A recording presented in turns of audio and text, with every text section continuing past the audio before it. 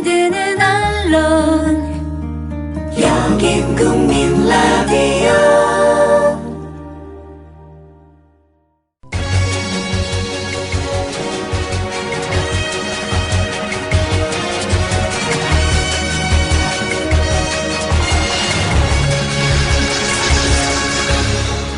이강윤의 예리한 시각. 이제는 뉴스의 행과 간을 짚어냅니다. 네, 행간. 이강윤의 예리한 시각. 이 부분이 참 늘 부끄럽고 그렇습니다. 신경 쓰이고요. 예리하지 않으면 혼날 텐데 싶어서. 6시 20분이네요. 게시판 조금 한번 더 보고 행간 2건 진행하고 인터뷰 들어가겠습니다. 마타하리 님께서 6시 10분에 낙화 이형기. 제가 오늘 오프닝에 가야 할 때가 언제인가 알고 가는 이의 뒷모습은 얼마나 아름다운가. 이제 싯귀로 시작을 했는데, 이강윤님 오프닝 멘트에서 이기형이라고 하셨죠?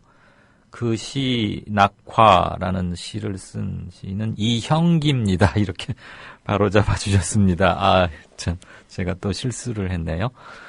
제가 늘 서너 시간 전에 오프닝을 한 2개쯤 써놓습니다. 그래서 그 중에 하나는 페이스북에 올리기도 하고 그러는데, 오늘 5시 24분쯤에 안대희 사퇴 소식을 제가 접하게 됐고, 그래서 써뒀던 오프닝을 무시하고, 뒷면에, 컴퓨터 이렇게 칠 시간도 없어서 이면지 뒷면에다 이렇게 막 급히 썼어요. 그리고 여기 국민TV 라디오의 사무실에 오면 제가 쓸 컴퓨터가 없습니다. 제가 노트북을 들고 오지 않는 한. 그래서 검색을 미처 못했네요. 시인 이름이 틀렸습니다. 바로 잡아주셔서 고맙습니다. 그랬고. 돈이 돈다. 돈이 돈다. 그분께서는 Give and the 사퇴. 드라마틱해 you라고 굉장히 재치 넘치는 뭐라고 그러죠? 이런 거 비유? 풍자? 섹스 앤 더 시티? 미국 드라마에서 패러디 하신 건가요? Give and the 사퇴. 재밌게 봤습니다. 그리고 윙스님께서는 세월호 참사의 안대희 매관 매직, 유승우 의원 공천 헌금에 육사 지방선거 새누리 전전긍긍 멘붕이라고. 지금 새누리당이 처하고 있는 어려움, 아주 신문 제목 뽑듯이 압축을 잘 해주셨네요. 잘 봤습니다. 야당 추천 인사를 국무총리로 해봐라, 이런 얘기들 많이 주셨네요. 진심이신가요? 저 요런 글들 많이 봤는데, 담덕님께서도 써주셨는데, 문재인 의원을 국무총리 지명할 일은 절대 없겠죠? 크크크 이러셨는데, 크크크 이건 다 끝까지 읽어야 되죠? 이것을 썼을 때는 의미가 있었으니까. 근데 의외로 문재인 의원 총리하자, 이거 저는 여러 군데서 봤어요. 페이스북도 보고 트위터는 저는 안 하지만. 이렇게 생각하시는 분이 계시더라고요. 사실 이거 정치적 상상력을 뛰어넘는 그런 점에서는 저기가 있죠. 그리고 영혼지기님까지만 말씀드리고 행간 들어가겠습니다. 6시 15분에 안대희 후보 멋있다는 이강윤 평론가의 얘기 동의하기가 어렵다. 지금 불거지고 있는 여러 문제들, 부동산 문제, 아들 문제 등등 감당하기가 어려워서 사퇴한 거 아닐까. 네. 당연히 해석은 여러 사람이 할 수 있고요. 제가 멋있다는 표현을 하면서도 조금 과하다 싶었는데 역시 예리하고 칼같이 지적을 해주시네요. 이전에 온갖 허물이 다 드러나고서도 어떻게든 비비적거리면서 한자리 해보려고 온갖 비난 다 무릅쓰고 사람 창피해져 가면서도 버티고 이러던 사람들이 생각이 나서 그런 사람들에 비하면 보수 쪽에 무슨 장관이나 총리 내정자들 아주 그냥 체면 다 구기고 패가 망신하면서 결국은 사퇴하는 그런 사람들에 비하면 안대희 후보는 좀 그런 사람들과는 달랐다. 한 칼 검사다웠다. 그래서 제가 멋있다는 약간 감상적인 형용사를 사용했는데 네, 견해 감사합니다. 고맙습니다. 영원지기님. 행간 첫 번째입니다. 오늘 경향신문에 조국 서울대 법학전문대학원인가요? 로스쿨 교수가 쓴 김기춘 대통령 비서실장님 귀하라는 제목의 편지글 우선 한 대목 들으시겠습니다. 박정희에 대한 충성심, 유신체제의 정당성에 대한 확신은 김기춘 실장님 자기 정체성의 핵심일 것입니다. 이는 유경수 여사 살해범 문세광의 자백을 받아냈던 공훈과 함께 박근혜 대통령이 실장님에게 혈육적 신임을 주는 이유일 것입니다. 1974년 실장님은 35세에 유신체제의 포갑과 공작의 요새였던 중앙정보부의 대공수사국장이 되었습니다. 박근혜 정권 하에서 공안 검사 출신들이 곳곳에 요직에 발탁되는 것이 실장님의 이런 성향 및 이력과 무관하지 않을 것입니다. 실장님 직할 친위부대의 위세가 대단합니다. 네, 조국 교수의 과 몇십 년 선배이기도 하고 그런데 아주 편지는 정중한 말투지만 할 말은 똑부러지게 다 하고 있는 그래서 제가 특별히 해설을 하거나 제 의견을 더 붙일 필요는 없고요. 그냥 공유하자는 점에서 좀 고른 게 많습니다. 이런 대목이 있더라고요. 안대희 후보자가 김기춘 실장에 비하면 나는 발바닥이다. 그러니까 못 따라간다 이거죠. 우리 IQ가 130, 40 수준이라면 그분 김기춘 실장은 170대다.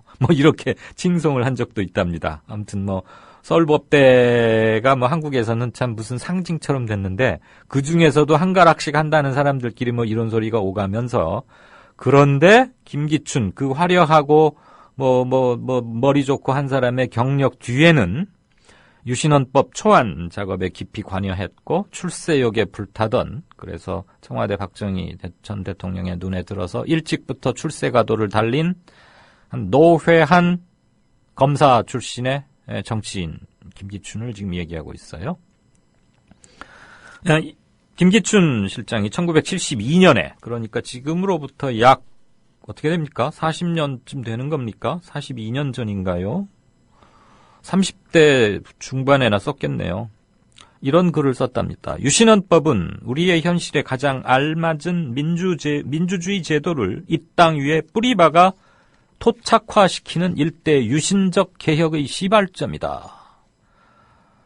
박정희 대통령 각하의 구국영단을 지지한다. 이렇게 그랬다는데, 유신헌법 조문 작업에 막내로서 참여했으니까 이런 노골적인 찬사야 당연했겠지만, 과연 지금도 이렇게 생각하는지, 정치인이자 대단히 중요한 자리에 있는 청와대 비서실장이라는 대통령의 그늘이자, 대통령의 마음속에 들어가 있다고 해도 과언이 아닌데, 이런 사람에게 아직도 어떻게 생각하는지 그 입장을 물어볼 권리는 우리는 갖고 있죠.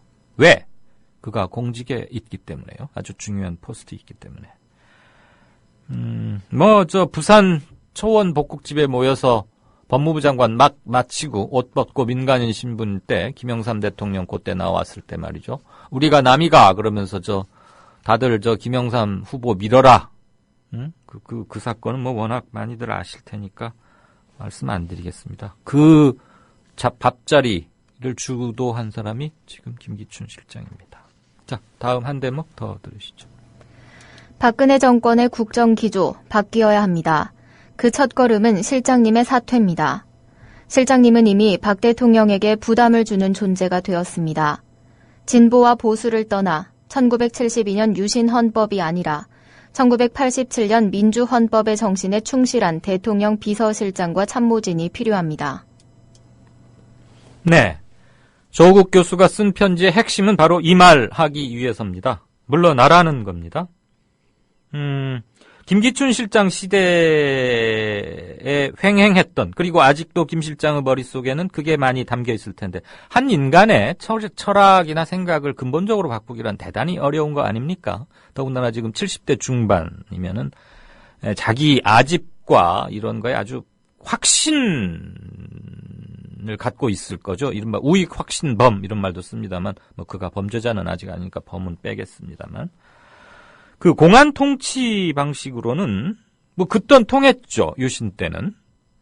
전두환 초기에도 통했고, 그렇지만 87년 6월 항쟁과 7, 8월 노동자 대투쟁, 그 뜨거운 여름을 겪으면서, 그리고 광우병, 전국 촛불 시위 국면을 거치면서 우리 국민들은 서양의 무혈혁명, 그 다음에 서양이 지금의 민주주의에 도달하기까지의 100년 또는 200년 동안 치렀던 것을 저는 압축적으로 치렀다고 봅니다.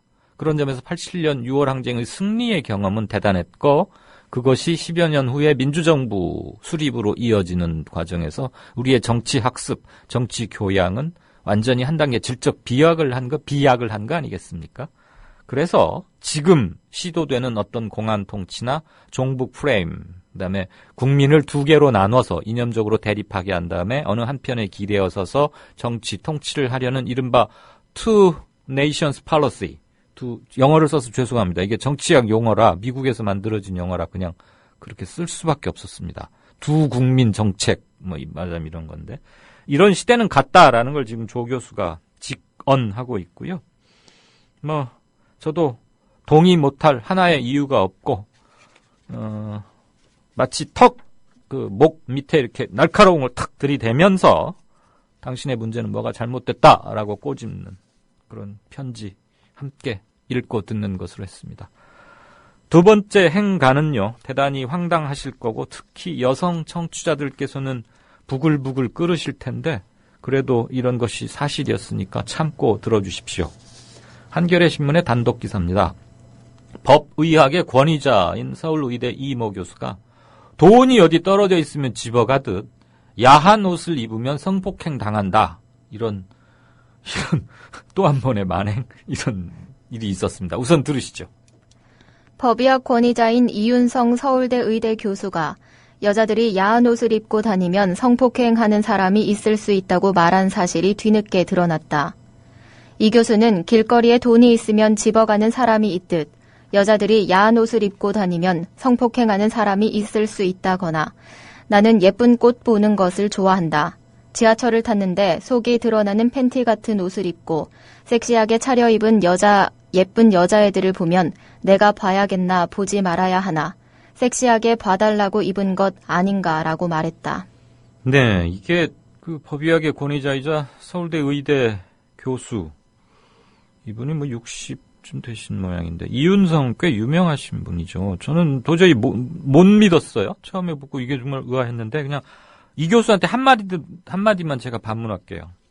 이윤성 교수님, 방송 들으실지 모르지만 은행 강도가 와서 은행을 털었어요. 그럼 거기에 돈이 많이 있으니까 털러 왔겠죠. 그럼 그거 은행 책임입니까?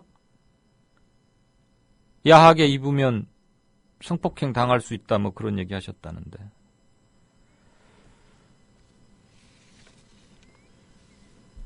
이게 더군다나 놀라운 게 양성평등을 주관하는 기관의 강연에서 나온 말이랍니다. 당시 그 기관의 정체성에도 맞지도 않는 말이고, 이런 무슨 길거리에 돈이 있으면 집어가는 사람이 있듯 여자들이 야한 옷을 입고 다니면 성폭행하는 사람이 있을 수 있다. 이런 말을 했을 때 그 청중들이 가만히 있었는지 저는 도저히 이해가 안 가요. 있다거나 반론을 제기하고 소란이 일어나고 이랬을 것 같은데 그러지 않았답니다. 한 대목 더 들어보시죠. 함께 특강을 들은 황정현 씨는 닷새 뒤인 12월 9일 양평원에 진정서를 내어 이 교수와 양평원의 사과 및 재발 방지 대책을 촉구했다.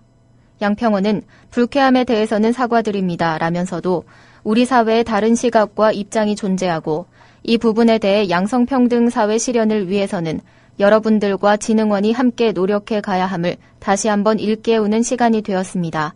라는 내용의 전자우편 답신을 참석자들한테 보냈다. 네. 그 양성평등기관에 방금 이런 그 이메일 답신을 보낸 사람에게 제가 다시 반문하겠습니다.